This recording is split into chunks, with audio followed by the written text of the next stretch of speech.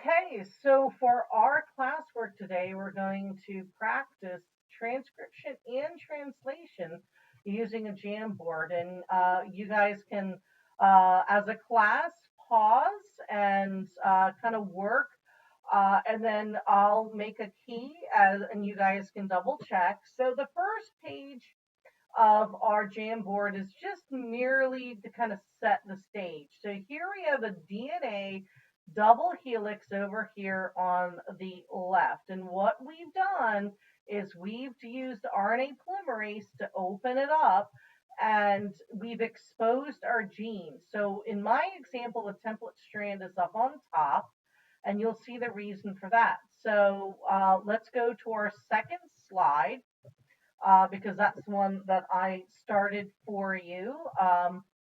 And so here is our DNA polymerase, and the DNA polymerase, I've got it floating in the background. You guys can move it along and kind of practice. So here is our first three letters that I want to show you. Notice we've got T-A-C. Now let's look at our, and remember transcription, we're making RNA. So I notice they've got a slightly different shape because they're RNA. And so T is going to bond with A is going to bond with U, it's RNA now, and then C bonds with G. And we're going to add it to that empty arrow, the full arrow. So let's go ahead and practice that, and I'll show you the next one, and then you guys can hit pause. So notice they're going to fit together like that. So you guys can hit pause, and then you're working on these. And so what you should have found, let me go to the one that I've already done. So yay, here it is. So this is what you should have found for your slide 2. You can double check, you guys can check yours. And again, notice these are RNA molecules. They have a slightly different shape than your DNA molecules. And I'm getting there we go. But now we started to make our mRNA from this DNA. So the next page, you're continuing this process. So again, you're just going to grab your RNA nucleotides and you're going to keep going, and you're going to make sure that you have the right ones, and you should be able to finish your strand pretty quickly. And I want you to stop when you have your correct stop codon, and that would be UA. Now I actually changed, it's going to be UAG. So let's take a look at this. I'm going to go ahead and keep going. Now mine ended up being slightly different sizes, but I think you get the idea. So let me move my U. There we go. Now it's always good to practice double checking. So whenever I'm doing this, please feel free to double check. It's very easy to kind of make mistakes, you know, trying to keep track of your A's and U's and G's and C's and all sorts of stuff going on here. So understandably, if you at all got distracted, then you know you can understand. And in terms of grading, if you only miss 1 or 2, it's not that big of a deal. But if you don't know what you're doing, your entire sequence is going to be off. And so stop when you make a UA, and I'm changing it UAG. So notice A to U, T would be A. So let's add an A there. And then my next one would be a C, so that would be G. So that's going to be our stop code on there. So let's take a look at what we have next. So our next page is going to represent our mRNA strand. And so what I want you to do is use the rectangles to help you figure out how many codons we have. Now they're going to overlap just simply because the arrows kind of make them overlap a little bit. But you're going to see by using the rectangles that should help you figure out how many codons you have. Every three bases would be a codon, and so you can overlap your uh, boxes like that. So AUG, CCC, green, red, white, blue, green, red, white, white, white, and you can of course make more um, uh, rectangles to help you practice that. And so count them up and you should be able to find your number of correct codons. Okay, so let me show you. Now this is in the nucleus, and so we want to move to the cytoplasm. So let's go to the next one. And the next slide is more of just like, how are we going to do this? We've got our sequence, our code, our mRNA strand, and in our cytoplasm, we've got a whole bunch of amino acids. How do we know how do we know how to put these guys together? And so you might be thinking very correctly, what do we need? We need a ribosome and we need our tRNA molecules. Otherwise, we don't know how to put these together. So let's move to slide 6.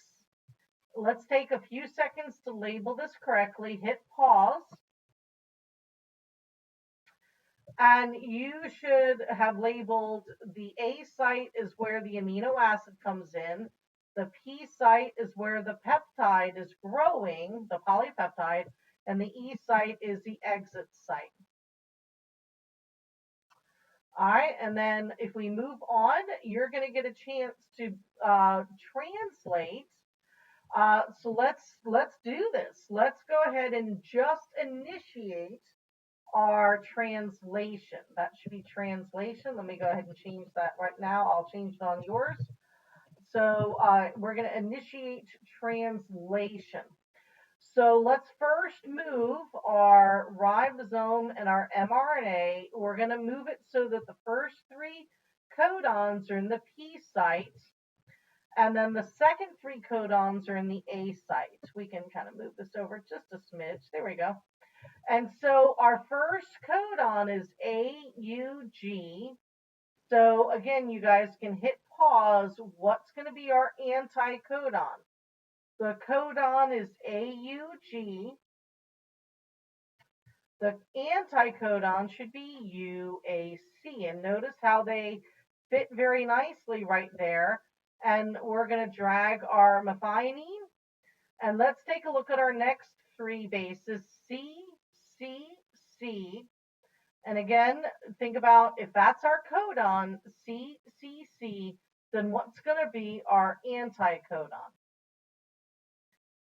And maybe you are rocking this, hitting it out of the ballpark.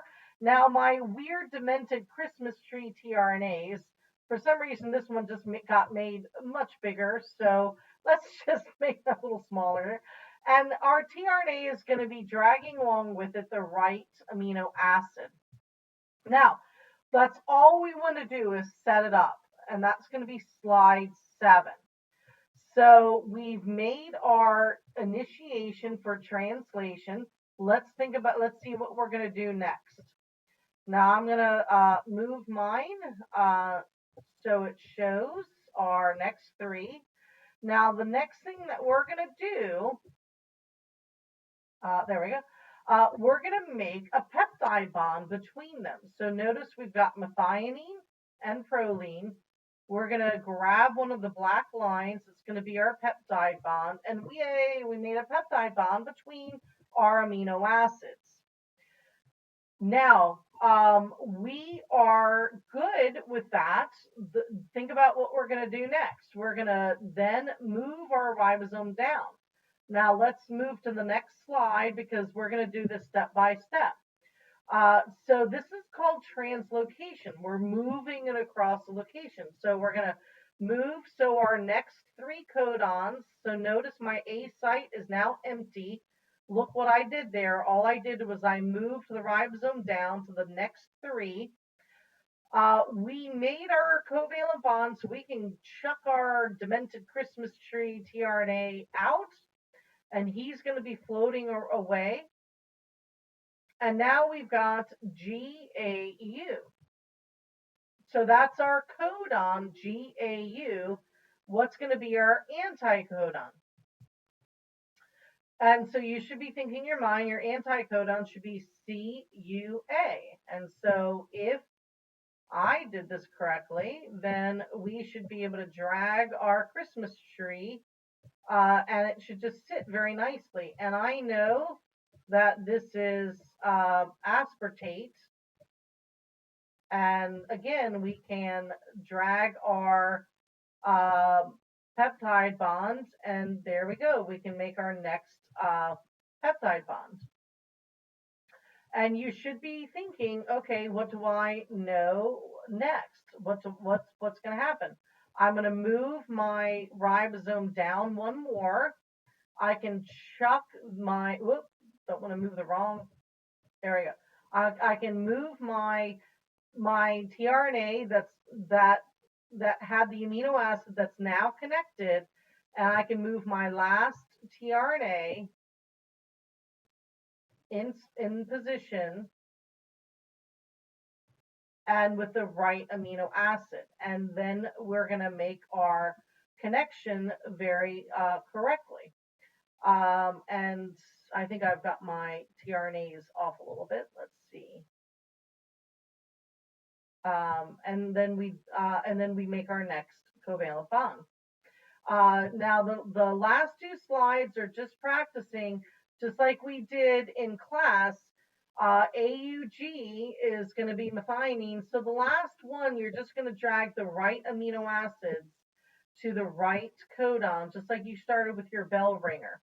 And so you're going to line them up, and we're going to practice. If you need a codon chart, it's right next door in the next slide. So that is a good way to practice.